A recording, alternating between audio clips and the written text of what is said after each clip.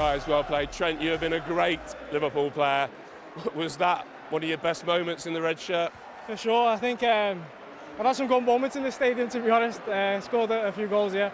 But no, I think being so close to winning the title now, yeah, I think my first game back from injury as well, it was an important game for me.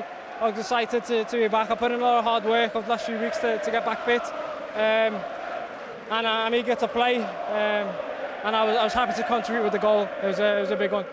You say you've had some great moments in this stadium. I'm picturing 2019. You stood there, very similar in front of the Liverpool fans. Yeah, very similar indeed. And I'm pretty sure that's my first left foot goal in my career as well. So it's taken a few years, but got there in the end.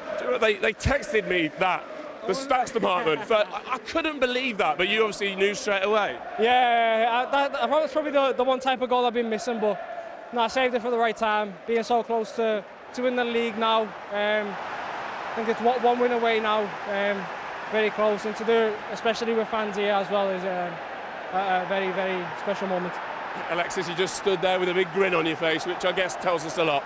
Yeah, of course, really happy, not just for the team, but for Trent. He's been working really, really hard to come back. So this is a present for him. I hope he can enjoy it with these amazing fans. I'm pretty sure he deserves it. What did it mean to have, well, a couple of moments actually with the Liverpool fans as you charged towards them when you scored? And I just noticed at the end there, I think it was Virgil just shoved you forward to take the applause. Yeah, of course. I think, he's pushed me to the front to soak it in. Get up close and personal. The way fans are always amazing. The fans have been outstanding again this season. They pushed us every game until the final minutes, and they've done that again today. And they've helped us win the game. You can still hear them now all there celebrating. As much as we do it for ourselves and do it for our families, we do it for the fans as well. They're the ones that travel to games, spend the money to come watch us play. So at the least they deserve is to see us give 100% on the pitch and win games. And to be so close to sealing, for some of us, a second league title, and for a lot of us, a first league title. But especially in front of fans, which is what we've been missing, is very special. Listen, there's one more burning question. You know it's coming. I don't know if you can give an answer. How many special moments left for you in the Liverpool shirt? Look, obviously, like I've said all season, I'm not going to speak on my situation. I'm not going to go into details, but these days like today are always special. Scoring goals, playing, winning games, being close to winning titles as well, being in title races. The special moments that will live with me forever, and I'm glad to be a part of them. Well said. Can you do one more job for us? Player of the match, Alexis. Deserve. I don't know if I deserve it, but the most important thing is the win and that this guy scored. Well said. Thank you. Well, that was really interesting and well spoken from Trent Alexander-Arnold. The thing that struck me there, Michael, when he said, I've worked so hard to get back fit and eager to play, do you think there was a moment a few weeks ago he actually at the back of his mind might have thought, I might have played my last game for this club? But possibly. I mean, if he is going, which most people tend to think he is, then he possibly did think that, yeah, and that would have been a shame. You know, you want to go out with the bang. But the reaction when he scored kind of told you that, didn't it? Yeah, there was more in it, wasn't there? The celebration was full of energy, full of relief, full of emotion. So yeah, you get that feeling that he wanted a big send-off, if that's going to happen. And now he's back in a red shirt. He scored the winning goal today. He'll feel like that's really important to him, because he wants, when you've done all this, to go off on a negative or on a, maybe not playing or being injured or whatever, then it almost taints everything that you've done before. I've seen it so many times when players have had such a great career somewhere, but then they don't finish it off well, maybe the last game or the last few games or whatever happens, and it's just sad because it's almost like a lasting impression when it shouldn't be. So I think from his point of view, he'll be pretty relieved. You see, when he got injured, and I've got injuries like his, if you got an injury, when you first get it, you think this could be 2 months. Obviously, when things settle down, you know it's only going to be a week, then it's fine. But the initial thought, particularly with the injury like he got, is, I may not play again this season. And if he knows he's going, you can see how much it meant to him to score today. But what I've said all along for these Liverpool players, and for footballers generally, is that, yes, they may go, their contracts may run out, but if you look at what Fabinho, Henderson, Milner, until the final day, they gave 100%, and that's all you can ask. You know, if he's going to go, the fans should still support him because he's giving 100% for Liverpool Football Club until the final day. And that's all you can ask for any player. You can't hold it against him if he wants to go to try something new. We don't really know. But if he was still here and not giving 100%, that is when you can have a go at him. But he gives 100% all the time. So I have no issue with him if he's going to go at the end. As long as between now and the end of the season, he gives 100%. I'm not quite happy with his celebration, to be honest with you. That to the fans, scoring with your left foot, rings a bell or two, to be honest with you. You didn't take the shirt off, did you? I didn't take my shirt off. I ain't got a body like his. But, no, it kind of rung a bell, you know, and it's meant to be, I think, a little bit how he drifted into that position and smashed it with his left foot. First goal of the season, it's kind of meant to be. And in terms of what you're saying about till the end of the season, not just him, but Salah and Van Dijk, it hasn't affected them one iota, has it? And in fairness to Trent, as the local boy, there's probably been more talk about him than the other two. But if you look at the way that, as I said, Firmino and Henderson and Milner, what they did is that the culture at Liverpool is to give 100%, regardless of the noise that's going on around whether you're going to sign a contract or not, which is the right way to be. You know, so as you rightly say, you know, we don't know whether he's going to come or not, go or not. However, while you're at this football club, you give 100%, which is what he's done. You know, I think he's going to go. I think we know he's going to go. But as long as, and unfortunately for him, it looks like we've won the league. Had this been going on and the league was tight and the harmony or this unity wasn't there and there's these question marks and fans weren't particularly happy. So I think the way it's actually worked out, the fact that we really have won the league has taken a lot of the pressure off his situation. But when someone waves that white shirt of Real Madrid when you're a Liverpool player, it's very difficult to get your mind into gear. Well, keep going, mate, keep going. Well, there was an opportunity for a player to go to Real Madrid and wave the white shirt, but he didn't. Is that right? Yeah, that's why I was throwing that one in there. So not all of us will. Some of us can resist it. So we've got one there who turned it down and one who couldn't resist. I mean, And I would never go because the Arsenal's the biggest club in the world, mate. So there you go. You're no good in white anyway, except England white. Absolutely. Yeah. When he came on, 5.5 minutes later, he scored. Arne said before the game he's probably got 20 minutes in him. I mean, he couldn't have dreamt of this type of introduction, could he? No, he couldn't. I mean, I thought Arne was going to make a few substitutions, actually. I thought both full-backs could come on, Andy Robertson and Trent. But this is the goal, and he's actually not even in shot. He drifts into this left-hand side position. Soumaré there, I mean, he does all he can. He's back to the goal. He tries to head it away in a safe area. But look, he's not even in shot here. And he just drifts into a position that he thinks, you know what, the ball might just land here. How Liverpool didn't score before that is unbelievable. Hitting the woodwork twice. And the goalkeeper, maybe, will be disappointed. Yeah. It's a lovely strike from him. He just scored. They're complaining about a head injury, so the game should have been stopped. But once you don't stop the game, you can't go back to that. You know, they if you stopped right it, in their but you luck, can't. John, Let's be honest with you, 30 opportunities. Yeah, we had enough opportunity to score. And it's eventually he's put he's sealed it for him. And a fantastic reaction, and that's what football's about. But keep the shirt on. There's a bit more in that celebration, and it was a landmark day as well. 350 games for Liverpool, 23 goals, 22 with his right foot on his first today, with his left, 6 honours. He's won everything there is to win at Liverpool Football Club. What when that adrenaline runs today over to those away fans, what do you think might have been that sort of out-of-body experience for him? Well, you could see it was a little bit different, and there's no hiding it. You know, he's been taking a little bit of stick from his own fans, from the press, from people in general. Everybody's debating, you know, whether what he's doing is right or wrong and everything else like that. And there's no way you can avoid it as a professional footballer. And half the time you can shrug it off, but sometimes if you're getting a little bit of stick from your own people, then that can cut deep. And I have a sneaky feeling that hurt him a little bit today, and to score a goal and to run into, you know, in front of his own fans and let that frustration, let that happiness, let that joy, let that relief all out, then you could see that meant plenty to him today. So it was. I don't think they're going to miss him. I think Conor Bradley... No, what? I don't think they're going to miss him. I think Conor Bradley's going to get better and better, and they're going to bring in more players, and they're going to be a force next season. They've got so many quality players. Of course, that quality comes in and wins you games like this, but I think Conor Bradley's going to be the real thing, you know. He's going to get stronger, he's going to get better. And, you know, I think the reason that they've had the alternative this season is why they've gone to the top of the table. Arsenal haven't had that luxury.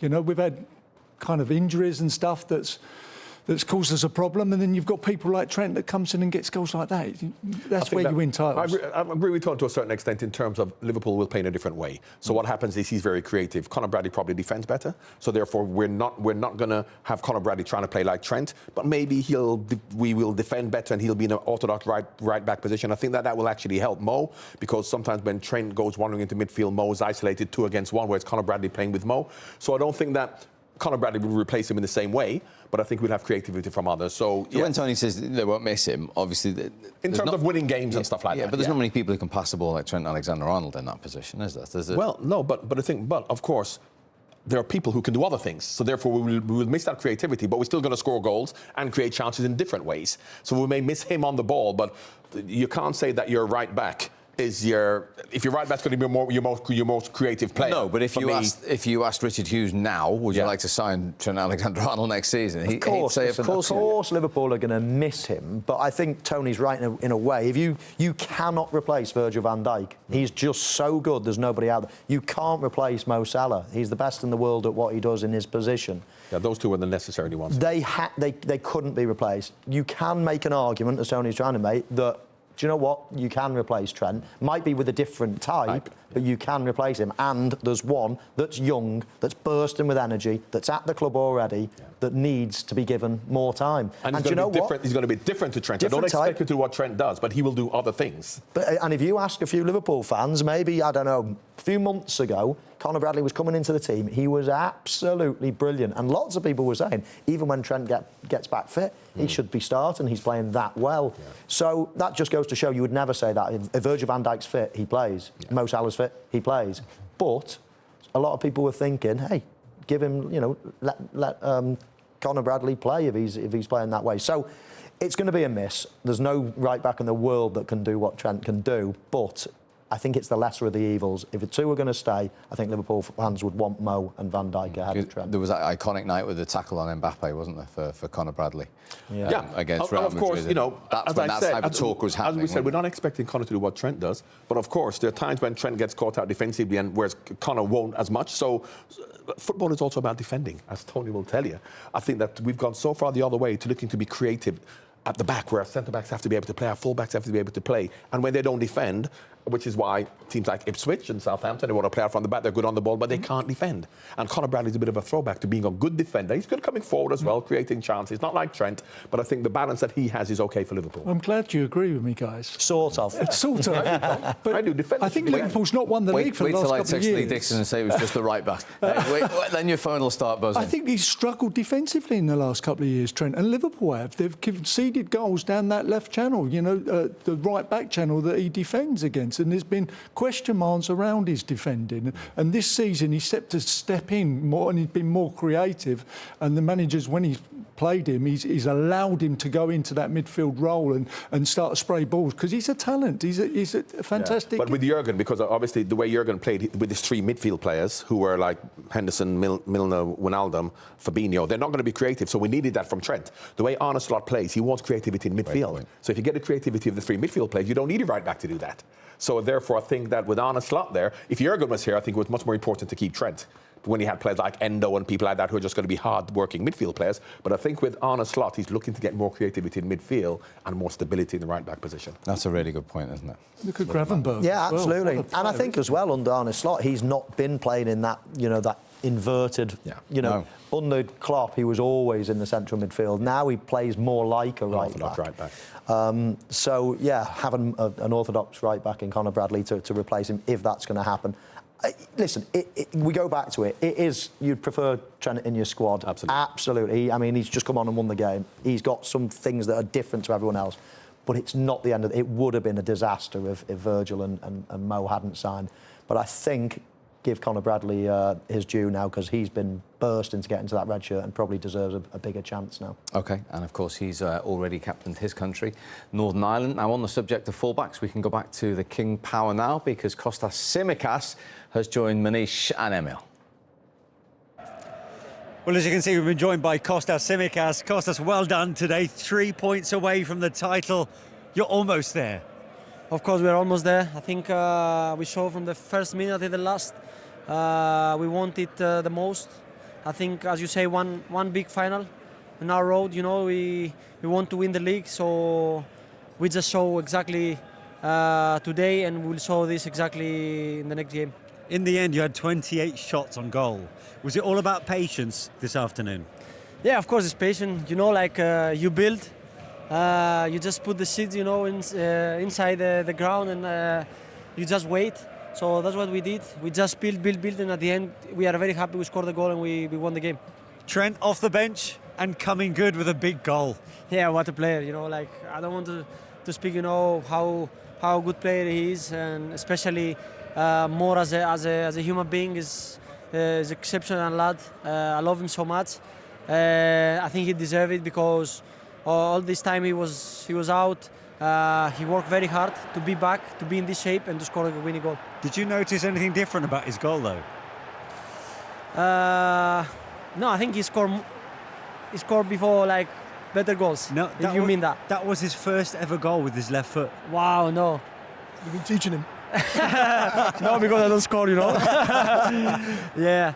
I didn't expect that to, you know, like it's. Does he show that in training?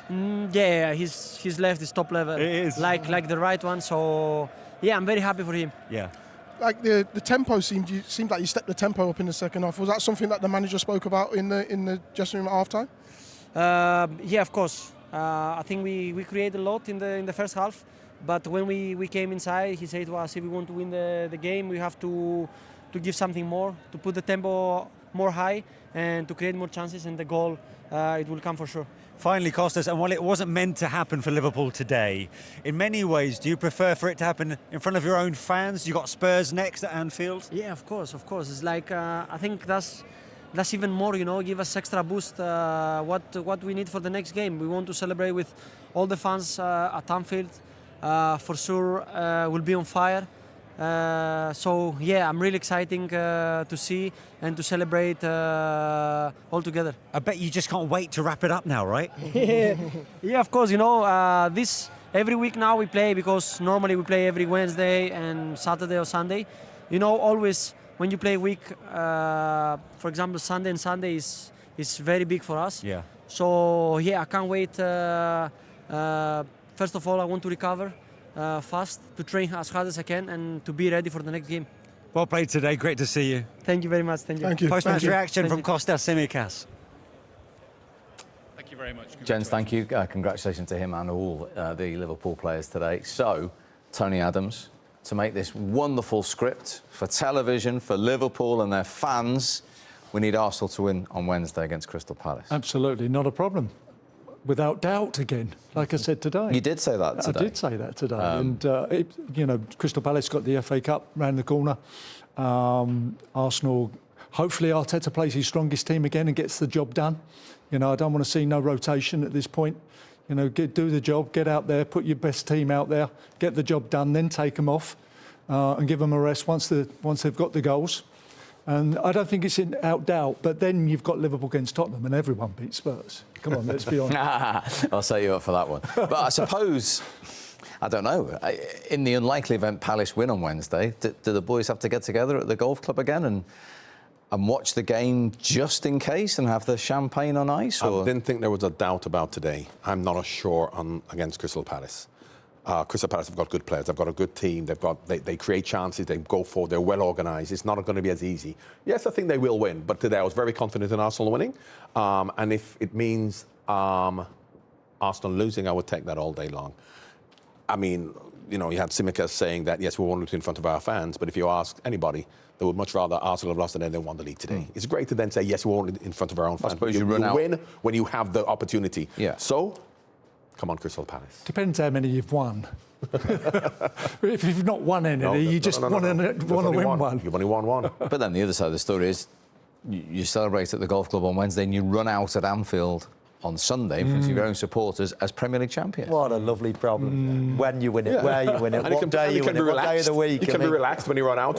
Running out there under pressure to have to beat Tottenham, who are good side on their day. Did you ever have that with any of yours? Yes, we did. Man United very kindly give us a... That's right, the Guard of Honour. Yeah. So where were you when it was won without kicking a ball, and were you all together?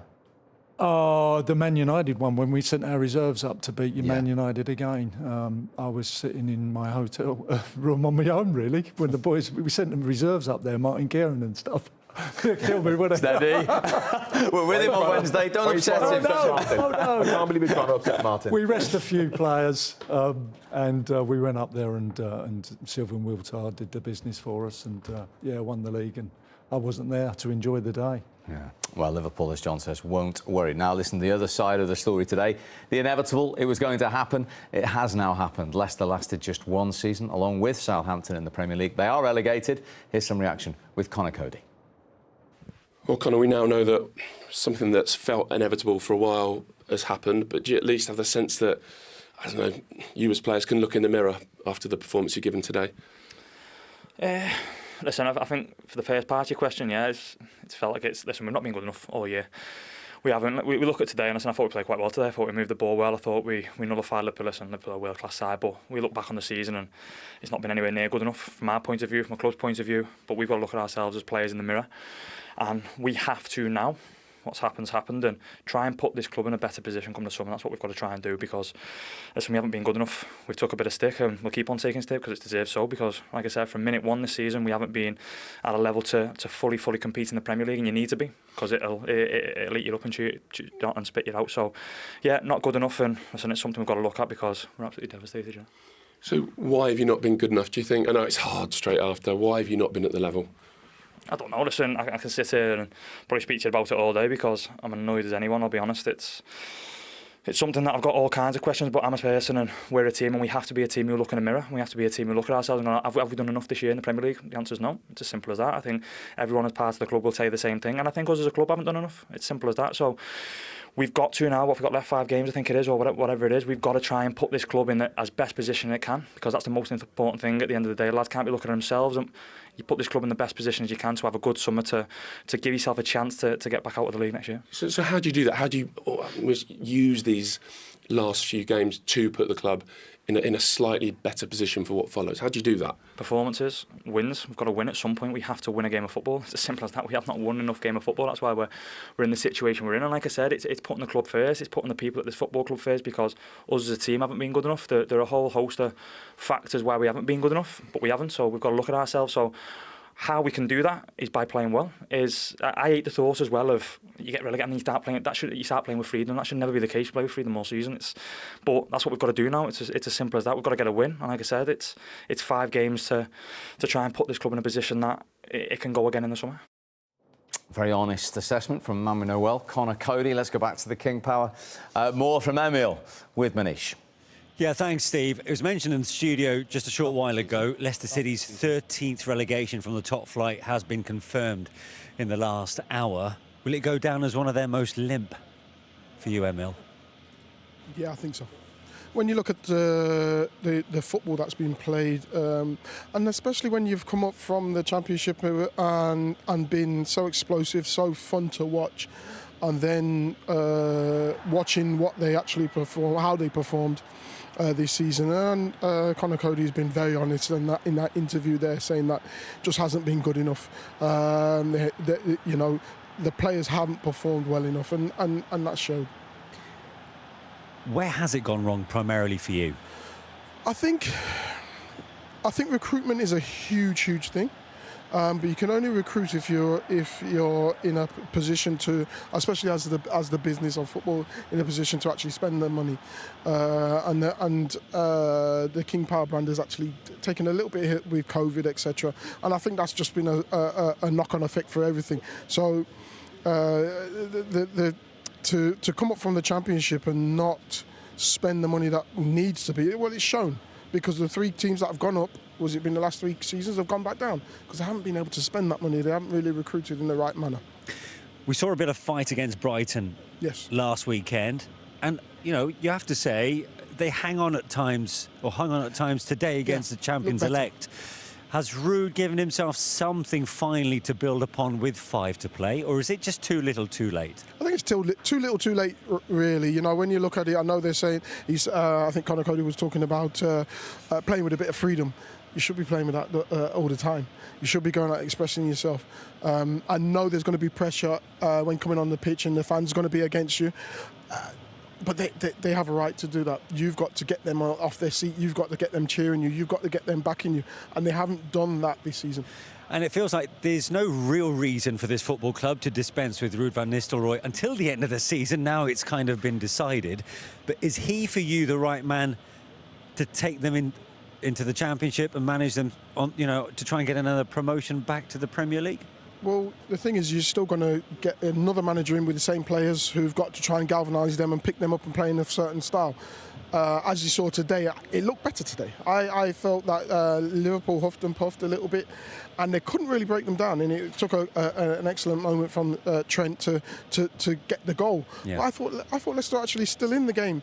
Probably didn't create as many chances as they wanted to, but we've seen it time and time again. The chances that being created against them has been high. Emile, thanks very much indeed for your company. Really enjoyed it, as always. I have to say, Steve, 5 games left, of course, of this Premier League season for Leicester City. But it's fair to say this coming summer is probably one of the biggest in this football club's history.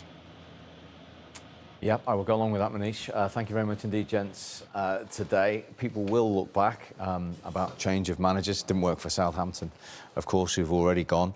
We should point out that when they sacked Steve Cooper, they weren't in the bottom 3.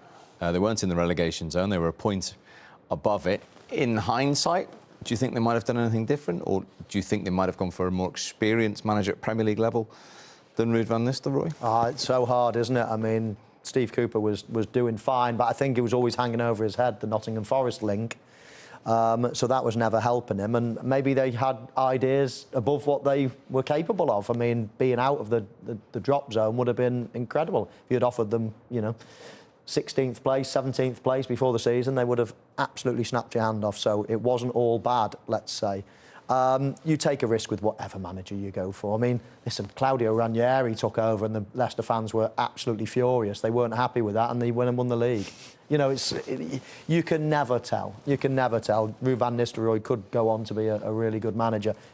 He's going to learn the hard way. He's had a baptism of fire this season. But we've seen now 2 years on the spin, 3 clubs come up, 3 clubs come down, 3 clubs come up again, 3 clubs come down. And not just gone down, they've been hammered, really. They've not even looked like... I mean, the 2 teams that were just above them last season were Everton and Nottingham Forest, also had points deductions. And they still went down. Yeah. So the gap is getting quite worrying now, I think, the difference between the Championship and the Premier League. And, you know, Conor Coady is very honest and, well, it's not been good enough. But that's just the fact. They're not good enough players. They're just not a good enough team. It's simple as that. It's not, you can blame manager and blame why do they do that.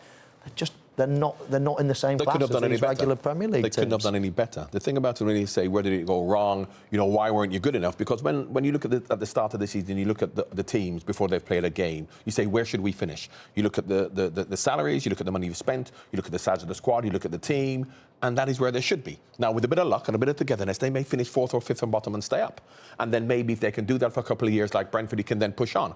But when people are disappointed, yes, you're disappointed, but it was to be expected because they aren't good enough, and it's not their fault because the teams have now got better players than them. You look how Brighton have now stabilised themselves, so therefore they can buy a different quality of player, as can Brentford, as can Nottingham Forest. Whereas the teams who go up and come down, when they come up, they may have money to spend, but you're not going to be able to get better players than you've got or than the teams that you're playing against. And what you do, you could end up spending £100 million and not improving. So you spend money unless you actually spend 148. There you go, and look where they are. So it's difficult for the teams coming up, and the fans have to be realistic in terms of their expectations. So when I was football director at Granada and we got relegated, we took the decision to start from there and start anew and prepare for the next season. We targeted players that we wanted to keep, vital to the squad. One particular player, centre forward, that we just about could afford. And it's all about prepare for me. And I spoke to the coach, and we took the decision to get a coach that was used to the league below. And we went with some of the experience to get teams up. We held on to that that player, that signing. We got the experienced coach, but in the meantime, I told the coach that was acting to throw the kids in, throw all Leicester, start preparing now, Leicester City, for the championship. You know, put the team out there that are going to be there next season. If you've got someone that's going to be there next season, put him in the team. Put the kid in. You saw the kid come on late on. Play him. Get them playing. Get them fighting, and prepare for next season. Yeah, that's absolutely what you would do. There'll be players that they probably want to get rid of. And John touched on it before. The problem with a team like Leicester, they're yo-yoing. It's all right saying, oh, yeah, we're going to get all this money to come in the Premier League, but if you're a decent player, who wants to go to a team that's just going to get beat virtually every week? I wouldn't want to go to Southampton. I wouldn't want to go to Leicester if I was a half-decent player. You'd be wanting to go to the Fulhams and the Brentfords or whatever. So it's all right having all these intentions, but it's so difficult. It's so difficult to spend that money, even if you've got it. Absolutely. People often talk about there being ways to lose, ways you need to perform when things have gone against you. Did you at least see that from your players today? Yeah, I did, 100%. I think we performed to the maximum of our capabilities. Like last week in Brighton, it was a spirited performance. We were in the game.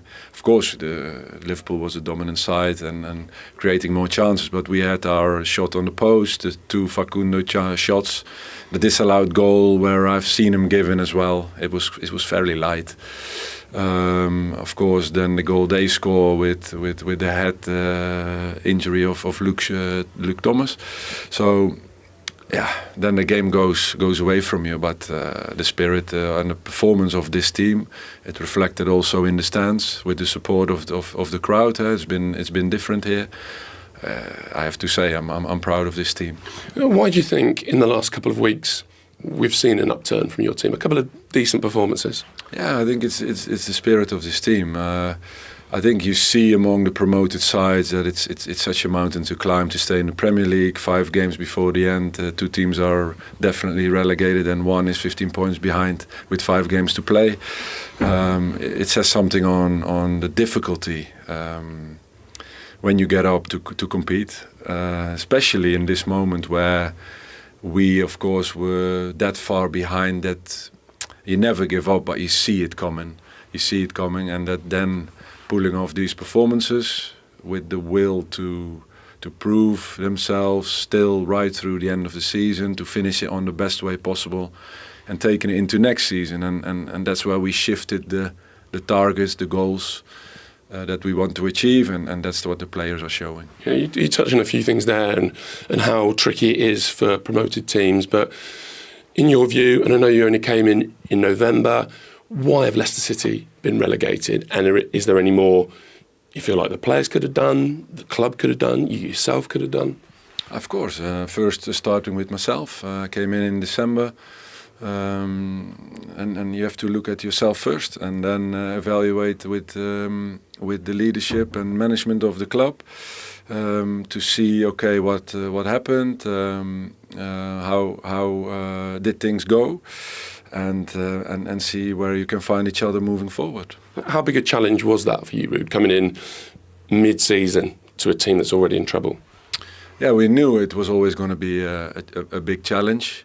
Of course, expected to get more results. I think we played some very good games where we forgot to take results. In the end, the difference is in the 2 boxes, and that's the difference in the Premier League where. The top teams they outplay the expected goals is how I say it. They score more than the expected goals say, and of course in the defensive part and in the 2 boxes that's where the quality is, and that's where of course the money is spent.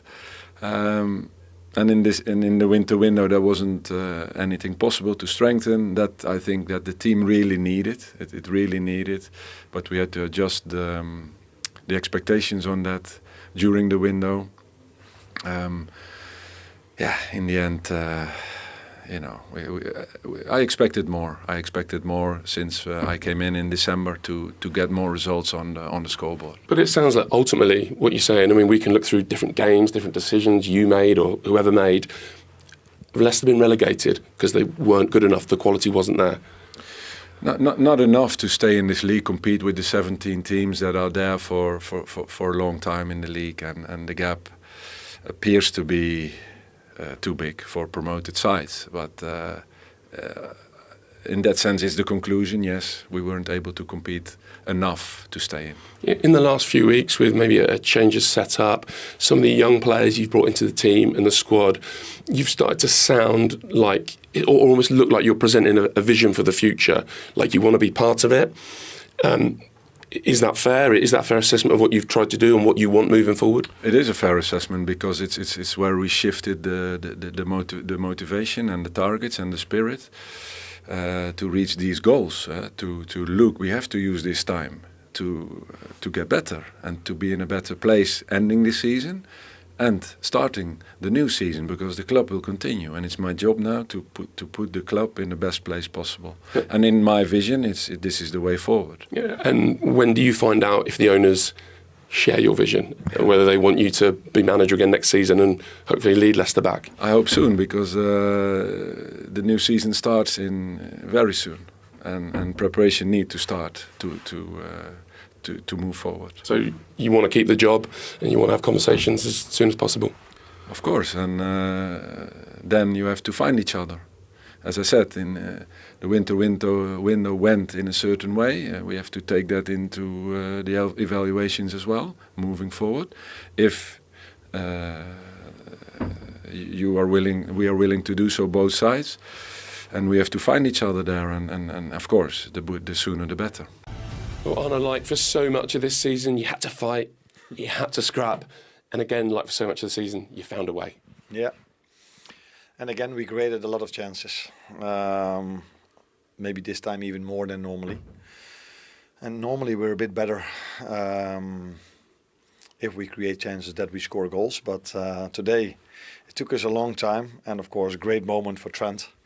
After working so hard to come back, being able to be with the squad and then come in and make the goal that makes a lot of difference is very special for him. At the start of the game, I think Salah hit both posts in the 3rd minute. Did you go from thinking, it's kind of a matter of time till we score, to as the game wears on, is it going to happen today? No, I never felt it's not going to happen today, because we kept creating chances. But you do know that if you play against a team that's almost relegated or very close to relegation, that it helps if you can kill the momentum immediately by scoring a goal. Hopefully find the second one immediately afterwards, and then it's normally an easy game for you. But if you don't score the first one and the stadium was sold out again because the league leaders come and they get a bit of momentum, they get a bit of belief for a result, then it gets more difficult and more difficult. That's why I was really happy and pleased with the second half, where we created so many chances. Yeah, and I know it's not done yet, but when you're in this situation, does every victory feel like a huge moment? Does every victory feel like a big step? Yes, but it felt like big moments during the whole season. But of course, in the end, they seem to matter more because either you want to go to the Champions League if you are number 5 in the league, or if you're number 1 in the league, you want to stay in that position. You want to try to stay out of relegation. So in the end, it always feels that it's more important. But yeah, it was a good win, but with a lot of effort again. Why does this team always find a way, do you think? Because they just keep going. Mentally, they're really strong, and they just enjoy to play football. They enjoy to be out there trying to create, work very hard, not to concede, because I don't think, apart from the first half where they hit the post, they've created a lot. Maybe in extra time, one shot quite high over the goal. So yeah, it's a bit of both. They enjoy playing football, and it always helps if you play for something special. Let's be honest. Great to be able to turn to a player of Trent's quality. How special a moment was that? And, I mean, every question about him this season has really been about the contract. But forget that for a second. How good is he? He's incredible, if he sets his mind to it. So I think if you play for such a long time at a club, there are always moments where you feel like, maybe again an away game where I've been so many times. But every time when moments really matter, so when he came in half an hour before the end against Newcastle. That's probably the best I've seen him play. And then against Paris Saint-Germain, the second half, where we really needed a goal, he stepped up. Unfortunately, he got injured in that game. And to know today, he knows when it matters most, he can just bring a bit more. And I think that is something only the top players have. And yeah, he has that definitely. And those top players, as you say, you want to keep them. So can you see a way that he stays? It's felt for a while like that's been set on a path different to Virgil's and Mo Salah's, but can you see a way that he's doing magic things for Liverpool again next year? I think my only good answer is to talk about his goal, because all the attention should go to his goal, the importance of his goal, the importance what he did for this club for so many years in a row, and even this season, this is my only season with him. And for him scoring a goal like this, all the headlines should be about him scoring this goal and not about his contract situation. And again, all season long, you haven't wanted to dream, you haven't wanted to look too far ahead, but it's one game now. Yeah. It's one win. Is it harder and harder to hold back those dreams? No, it's never hard to dream, but I think it's also clear that you saw this today as well, that we are really focused on playing. The boys deserve to have a day off, and hopefully they're going to enjoy that. And then when we are back together, with full focus on Tottenham, and looking forward again to a home game. Probably the stadium will be full. I'd have said it might be, yeah. So it's a nice game to look forward to, but we have to focus on Tottenham, which we've played already 3 times this season, I think, and it's every time they've made a real competitive game for us. So we know what to expect, and we know we have to be ready. Okay. So we'll see you at Anfield next week. See you next week. Thanks, Arne. All the best to you. Where, remember, if Crystal Palace win on Wednesday, they will already be champions. If Palace don't, then they'll have the opportunity to beat Spurs on Sunday and be crowned champions. It's interesting to hear him describing how they always find the way. They've won 24 games this season, and 9 of them, John, by 1 goal. Yeah. There's been games where you think, Liverpool going to get over the line here, and they continually seem to do it.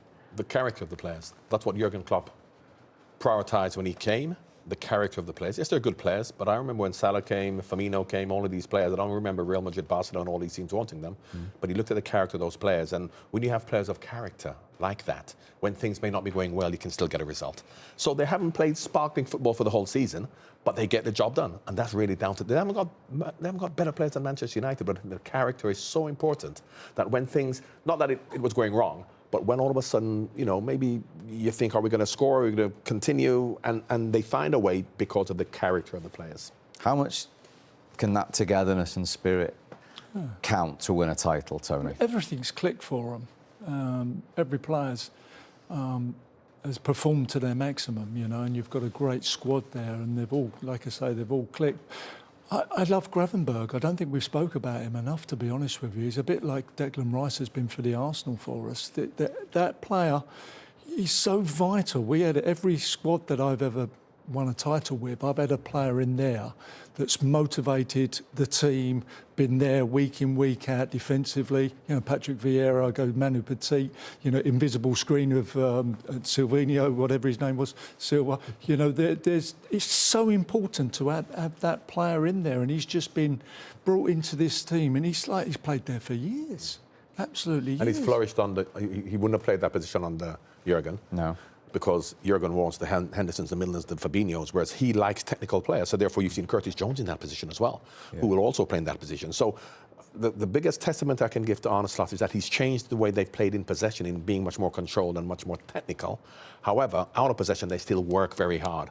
And as I said, it's so much to do with the character of the players. They've decided that Jurgen's gone, but the new manager coming in, we're going to do what he says. You've seen when other managers have come into clubs, the players have kind of down tools when an iconic manager leaves, but these players have said, regardless of whether we believe him or not, because I was with them in pre-season in America, and he was changing a lot of stuff, working them hard. They were kind of complaining a little bit about the change, but they did it. And that's what you want from your players. Follow the manager's instructions, which they've done to the team. Just on Tony's point with Gravenberch, you get sliding doors moments sometimes. Obviously, if Zubimendi had signed, who knows where and how much Ryan Gravenberch would have played, but he didn't, and Slot put him in that role, and we're all talking about him now. Well, from Gravenberch's point of view, yeah, he you could say he's got lucky, but he's also grasped his chance. Zubimendi signed, then you've still got no doubts they probably still would have won the league, and he would have been a great signing, I guess. Because I do think that when you get a group, a collective that are good characters, are good players, then the ones that aren't necessarily, or the ones that are, they all get swept along, and you conform, and so. It shows all the time at every different club at the moment. If you've got a bad team or a bad set of characters or a bad group, I don't care who you sign. You can sign 2 or 3 players; they'll turn average as well very soon. If the crux of it, if the squad is not a good one. So I believe when that's the case, especially let's say at Liverpool, whoever you bring. They'll bring him along, because if you go back, they fall into line. Yeah. Absolutely. And if there's disharmony, you'll fall into that line. Yeah, absolutely. Yeah. And then. Because if you go back when Jurgen Klopp first started, if you looked at the team, there were so many average players, but there was a group of them that really led the way. And all these players that you're thinking, are they going to, people like Milner and Henderson and Roberts, they were never world-class players. People used to say, you need to replace him. He's never going to be the next Steven Gerrard. He's never going to be... Henderson got terrible state. And then they've all the fans have forgotten that. I speak to fans, I said, when he first came, they go, no, we weren't, but that was a reality. John, there was so many players in that Liverpool team that you would never in a million years say they're going to reach these heights. And it's just when you get that good group, when you get that leadership within, when you've got a good group, then it just sweeps the whole lot along with you. And Liverpool have got that at the moment. And and everybody says, what's the matter with Manchester United, let's say. That's quite the opposite. I don't care whether you go and sign Ronaldo, Messi, whoever. They're good. There's a lot of good players there, but they just can't do it. And Liverpool are quite the opposite. Michael, the depth of quality. Robertson didn't even play today. You've got Conor Bradley, Trent. We're talking about same positions. The levels of quality in their squad is. Yeah, it's incredible. But Michael's right in terms when he said we'd get swept away with it, because if you look at those individual players, and you've actually found out with the players that have left. If you look at Henderson, you look at not so much Milner, who's hardly played. You look at Wijnaldum. You look at Mane, they've gone to other clubs and they've not done it. They've not done it because I don't see these Liverpool players as being individual superstar players to go to these clubs and be superstars at other clubs. They just suited the Liverpool family, if you like. And when they've gone away from that, which is why you look at if Mo or Virgil or if even Trent goes, you've got to be careful of what you wish for, thinking he's going to be exactly the same at Liverpool. It may not be. And how incredible, because when we just use the Manchester United example, quite the opposite. When players are now leaving Manchester United, the McTominays, all these different... Rashford, everyone's all of a sudden, wow, they are good. Even Anthony. Loads of them. You could list. So it's quite incredible. The ones that leave Liverpool probably drop off a little bit. The ones that leave Manchester, and it just shows you that it's like a culture, it's a group, it's a leadership, it's an attitude, it's something that you can't really put your finger on. It's a fascinating subject because a lot of fans who would be watching this or watch week in, week out just think, get the best players, get them on the pitch together. But character, look at the attitude. But you've all won titles and that isn't the case. Yeah. They've had great players who could never played for Liverpool, no matter how good you are because of the character. And you've had players who you would think aren't great players. You were there 10 years. Did you play with great players who signed, but that shirt was just too heavy for them? The club was too big for them. In the later part of my career, yes, not in the early part of my career, because Liverpool always looked at the character of the players. I played for 6 years at the Arsenal level before. Towards the end, yes, because of course once the Premier League started and a lot of clubs started to get lots of money, you just kept signing players. They signed 5 or 6 players, whereas Liverpool didn't do that. They signed 1 or 2, looked at the character for a while. Whereas when you have a lot of money, as a lot of these clubs are tempted to do, and you come up, Leicester, we've got to spend money. Spend money because we've got it. And that's not the solution. How much money has Chelsea spent? £1 billion. That's not the solution. I always had to look Steve Rowley, the great scout at Arsenal, and even Harry, you have to go and meet the player and look in, and the first requirement was attitude. That's what he took. Whatever technical ability is kind of immaterial. He was going, you are going to be one of our players, look into their eyes. And that's he signed them, He signed one particular player and he shook his hand and he went, I've made a mistake here. You know what I mean? You instantly knew that he wasn't a team player. And that's what we're talking about. It makes us different. Football is a team game. You need your mates, you need the Virgils, the forwards, the midfield players all pulling together. You can't win it on your own. And then you can have, you look at Kostas Tsimikas. When Andy Robertson first came, you don't need 11 superstars, whereas a lot of clubs feel you've got to sign great players. If you look at Liverpool's team, they have good players. And for me, Paris Saint-Germain is a typical example of that. When they had the Messis and the Mbappes and, Neymars, and all of a sudden, look at that team with the Ecuadorian left-back and the Venezuelan centre-back, and you've got Vitinha in midfield, and you're thinking, where are the superstars? Dembele came from Barcelona, was a fan. Look at them now. And I think a lot of clubs are now going back to looking at the character of players rather than thinking, let's just sign great superstar players. And just to round off on Arne Slot, I mean, it's a talent in itself. Changing a few things, as John says, pre-season, but not wholesale changes from what he inherited. That's a big talent in it. The temptation to change everything when you come in as a manager must be great, but he's made minimal changes. As John mentioned, a couple of little tweaks to the team, a lot more controlled in possession, brought Gavin Burke into him. But apart from that, he's hardly changed anything. It was a winning machine anyway. You didn't really need to. So I think that's one of his biggest ticks, is that he hasn't come in and thought, I need to change everything.